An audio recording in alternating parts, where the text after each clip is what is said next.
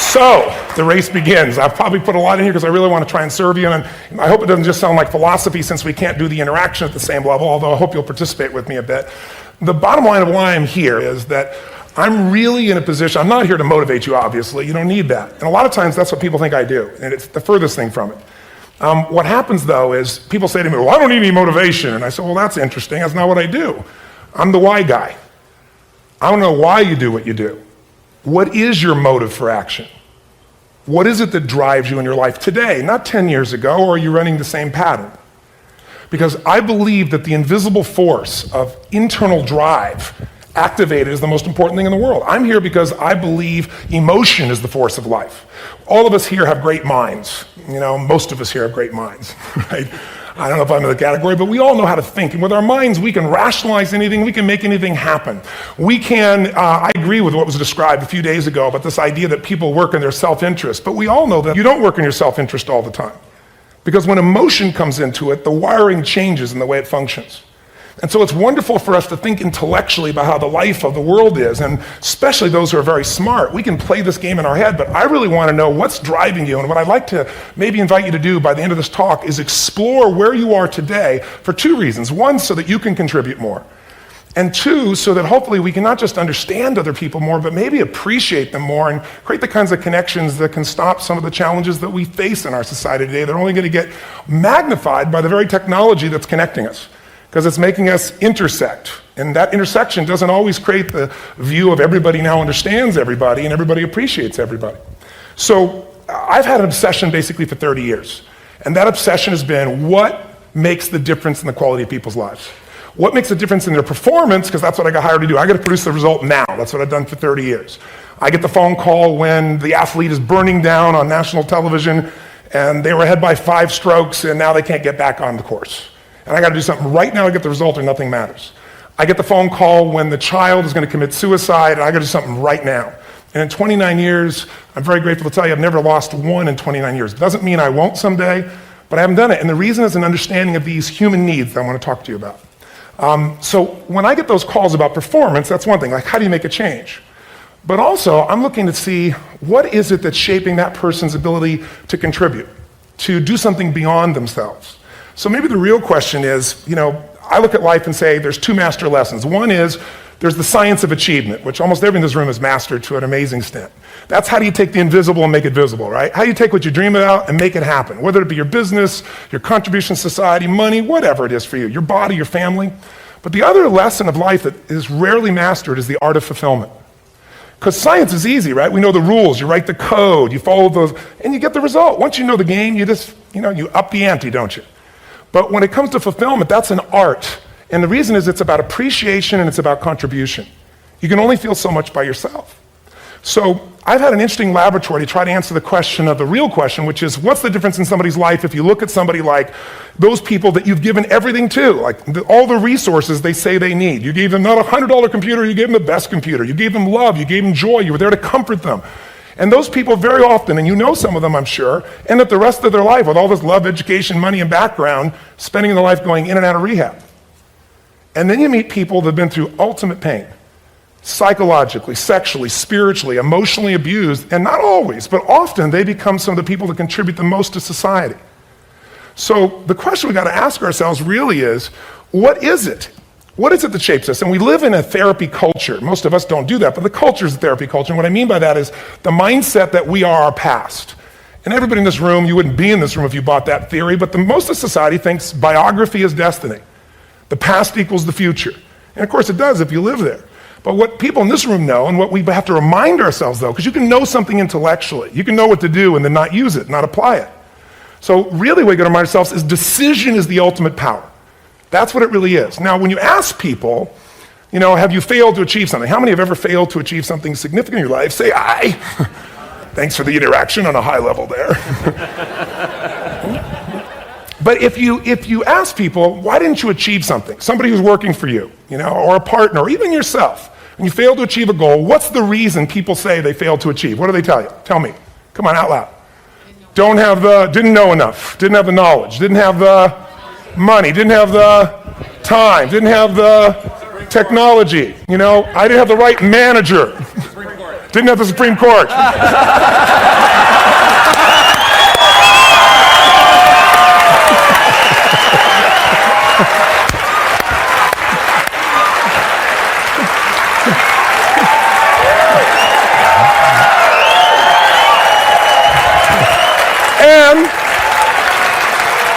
And what do all those, including the Supreme Court, have in common? They are a claim to you missing resources. And they may be accurate. You may not have the money. You may not have the Supreme Court. But that is not the defining factor.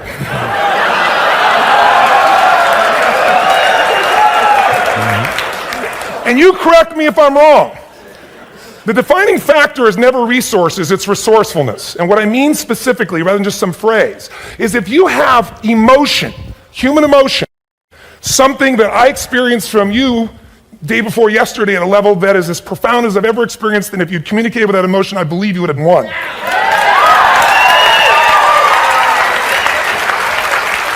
But how easy for me to tell him what he should do. Idiot, Robbins. But I know when we watched the debate at that time, there were emotions that blocked people's ability to get this man's intellect and capacity and the way they came across to some people in that day. Because I know people that wanted to vote in your direction and didn't, and I was upset. But there was emotion that was there. How many know what I'm talking about here? Say I. So emotion is it, and if we get the right emotion, we can get ourselves to do anything. We can get through it. If you're creative enough, playful enough, fun enough, can you get through to anybody, yes or no? If you don't have the money, but you're creative and determined enough, you find the way. So this is the ultimate resource, but this is not the story that people tell us, right? The story people tell us is a bunch of different stories. They tell us we don't have the resources, but ultimately, if you take a look here, flip it up if you would. They say, what are all the reasons they have in common? We've said that. Next one, please. He's broken my pattern. But I appreciated the energy, I'll tell you that. What determines your resources? We've said decisions shape destiny, which is my focus here. If decisions shape destiny, what determines it is 3 decisions. What are you going to focus on? Right now, you have to decide what you're going to focus on. In this second, consciously or unconsciously, the minute you decide to focus on something, you've got to give it a meaning. And whatever that meaning is produces emotion. Is this the end or the beginning? Is God punishing me or rewarding me, or is this the roll of the dice? And emotion then creates what we're going to do, or the action. So think about your own life, the decisions that have shaped your destiny. And that sounds really heavy, but in the last 5 or 10 years, 15 years, haven't there been some decisions you've made that if you made a different decision, your life would be completely different? How many can think of one, honestly? Better or worse? Say I. So the bottom line is maybe it was where to go to work, and you met the love of your life there. Maybe it was a career decision. I know the Google geniuses I saw here. I mean, I understand that their decision was to sell their technology at first. What if they made that decision versus to build their own culture? How would the world be different? How would their lives be different? Their impact. The history of our world is these decisions. When a woman stands up and says, no, I won't go to the back of the bus, she didn't just affect her life. That decision shaped our culture. Or someone standing in front of a tank. Or being in a position like Lance Armstrong and someone says to you, you got testicular cancer. That's pretty tough for any male, especially if you ride a bike. Right? You got it in your brain, you got it in your lungs. But what was his decision of what to focus on? Different than most people. What did it mean? It wasn't the end, it was the beginning. What am I going to do? He goes off and wins 7 championships he never won once before the cancer because he got emotional fitness, psychological strength. That's the difference in human beings that I've seen of the 3 million I've been around. Because that's about my lab. I've had 3 million people from 80 different countries that I've had a chance to interact with over the last 29 years. And after a while, patterns become obvious. You see that South America and Africa may be connected in a certain way, right? Other people say, oh, that sounds ridiculous. It's simple. So what shaped Lance? What shapes you? 2 invisible forces, very quickly. 1, state. We all have had times. Have you had a time you did something and after you did it, you thought to yourself, I can't believe I said that. I can't believe I did that. That was so stupid. Who's been there? Say I. Have you ever done something after you do it, you go, that was me. Right? It wasn't your ability, it was your state. I show people how to change that quickly, but what I want to finish with quickly here is your model of the world is what shapes you long term. Your model of the world is the filter. That's what's shaping us. That's what makes people make decisions. When we want to influence somebody, we got to know what already influences them. And it's made up of 3 parts, I believe. First, what's your target? What are you after? Which I believe it's not your desires. You can get your desires to goals. How many of you ever got a goal, desire, and thought, Is this all there is? How many been there? Say aye. So it's needs we have. I believe there are 6 human needs. Second, once you know what the target that's driving you is and you uncover it for the truth, you don't form it, you uncover it. Then you find out what's your map. What's the belief systems that are telling you how to get those needs? Some people think the way to get those needs is destroy the world. Some people is to build something, create something, love someone.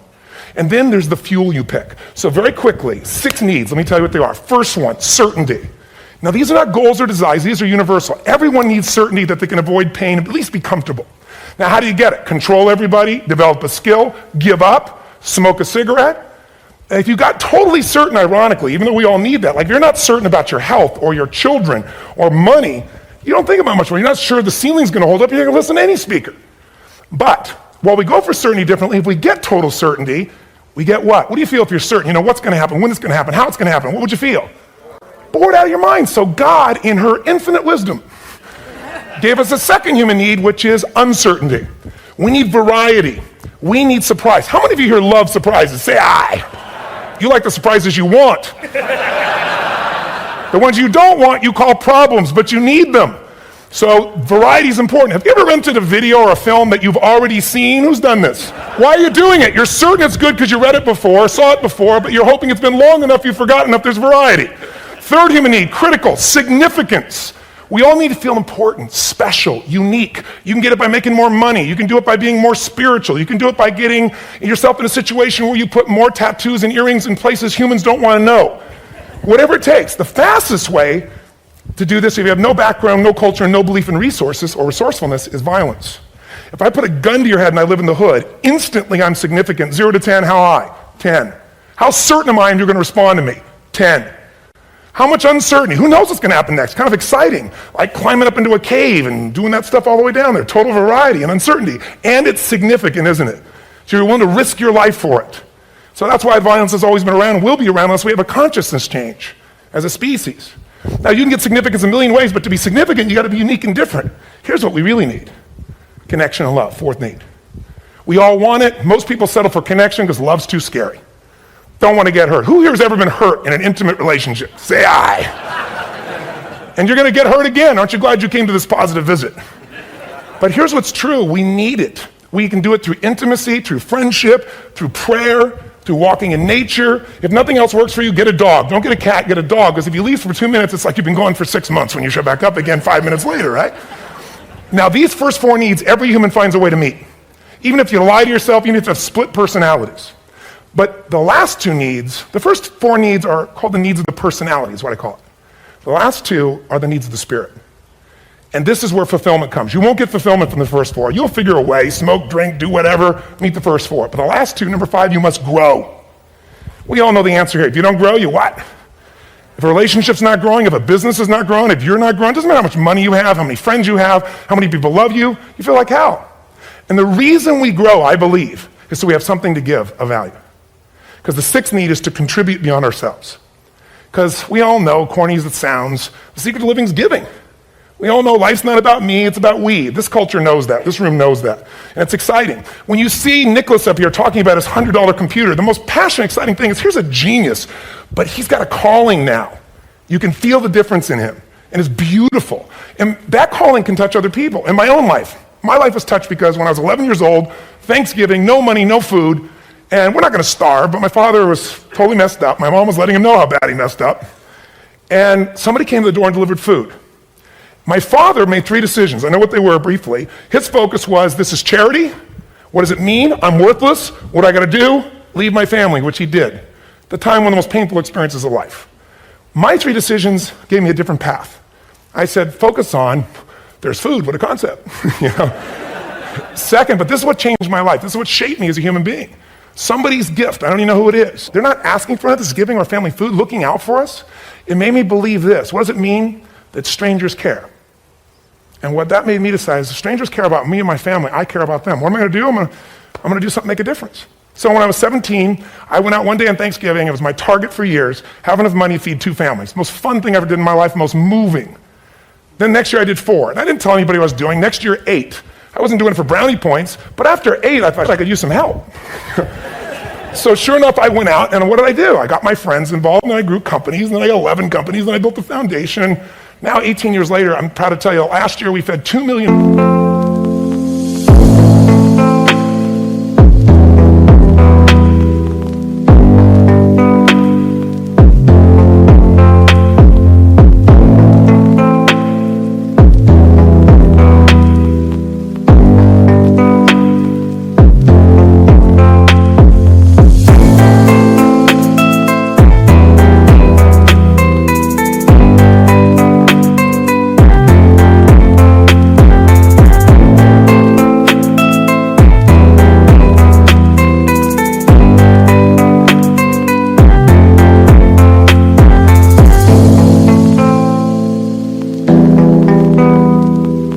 People in 35 countries through our foundation, all during the holidays, Thanksgiving, Christmas, in all the different countries around the world. It's been fantastic.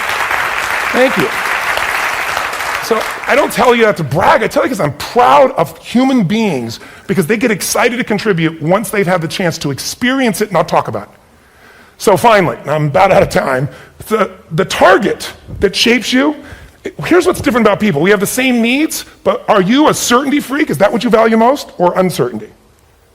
This man here couldn't be a certainty freak if he climbed through those caves. Are you driven by significance or love? We all need all six, but whatever your lead system is tilts you in a different direction. And as you move in a direction, you have a destination or destiny. The second piece is the map. Think of that as the operating system tells you how to get there. And some people's map is, I'm going to save lives even if I die for other people, and they're a fireman. Somebody else says, I'm going to kill people to do it. They're trying to meet the same needs of significance, right? They want to honor God or honor their family, but they have a different map. And there are 7 different beliefs. I can't go through them because I'm done. The last piece is emotion. I say one of the parts of the map is like time. Some people's idea of a long time is 100 years. Somebody else says is 3 seconds, which is what I have. And the last one I've already mentioned that felt you. If you got a target and you got a map, and let's say, I can't use Google because I love Macs, and they haven't made it good for Macs yet. So if you use MapQuest, how many have made this fatal mistake of using MapQuest at some time? You use this thing and you don't get there. Well, imagine if your beliefs guarantee you can never get to where you want to go. The last thing is emotion. Now, here's what I'll tell you about emotion. There are 6,000 emotions that we all have words for in the English language, which is just a linguistic representation, right? It changes by language. But if your dominant emotions, if I have more time, I have 20,000 people or 1,000, and I have them write down all the emotions that they experience in an average week. And I give them as long as they need. And on one side, they write empowering emotions, the other is disempowering. Guess how many emotions people experience? Less than 12. And half of those make them feel like so they got 5 or 6 good frickin' feelings, right? It's like they feel happy, happy, excited, oh shit, frustrated, overwhelmed, depressed. How many of you know somebody who no matter what happens finds a way to get pissed off? How many know somebody like this? Or no matter what happens, they find a way to be happy or excited. How many know somebody like this? Come on. When 911 happened, and I'll finish with this, I was in Hawaii. I was with 2,000 people from 45 countries. We were translating 4 languages simultaneously for a program that I was conducting for a week. The night before was called Emotional Mastery. I got up, had no plan for this, and I said, we had all this fireworks, I do crazy fun stuff. And then at the end I stopped, and I had this plan I was going to say, but I never do what I'm going to say. And all of a sudden I said, when do people really start to live? When they face death. And then I went through this whole thing about if you were going to get off this island, if 9 days from now you were going to die, who would you call, what would you say, what would you do? One woman, well that night is when 911 happened.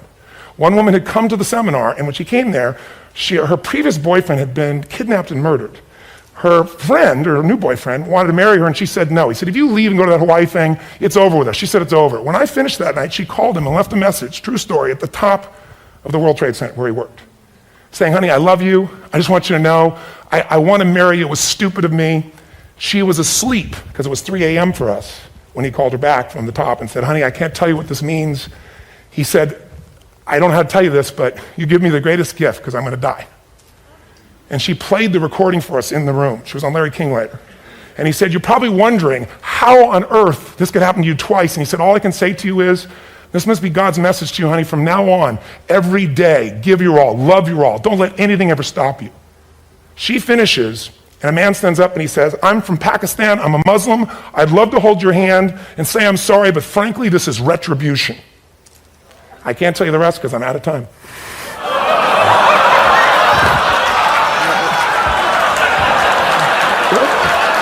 Are you sure? Finish the story. 10 seconds.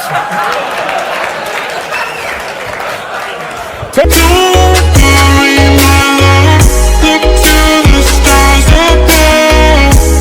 I've got you for love, and we are coming down. I'll take us from here beyond the stratosphere, embracing the sound, and we are coming down.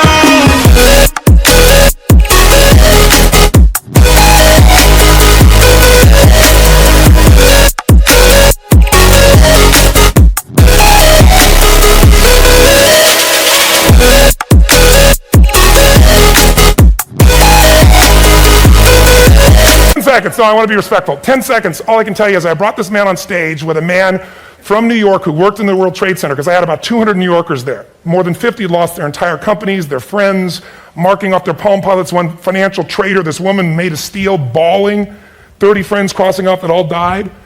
And what I did to people is said, what are we going to focus on? What does this mean, and what are we going to do? And I took the group and got people to focus on, if you didn't lose somebody today, your focus is going to be how to serve somebody else. There are people, one woman got up, she was so angry and screaming and yelling. And then I found she wasn't from New York, she's not an American, she doesn't know anybody here. I said, you always get angry? She said, yes. Guilty people got guilty, sad people got sad. And I took these two men and did what I call an indirect negotiation. Jewish man with family in the occupied territory, some New York who would have died if he was at work that day. And this man who wanted to be a terrorist, and made it very clear.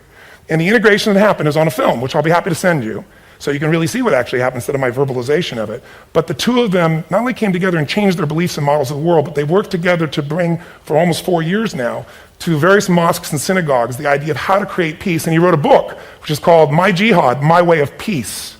So transformation can happen. So my invitation to you is this. Explore your web, the web in here. The needs, the beliefs, the emotions that are controlling you, for two reasons. So there's more of you to give. Achieve too. We all want to do it, but I mean give, because that's what's going to fill you up. And secondly, so you can appreciate, not just understand, that's intellectual, that's mind, but appreciate what's driving other people. It's the only way our world's going to change. God bless you. Thank you. I hope this was served. Tony Robbins.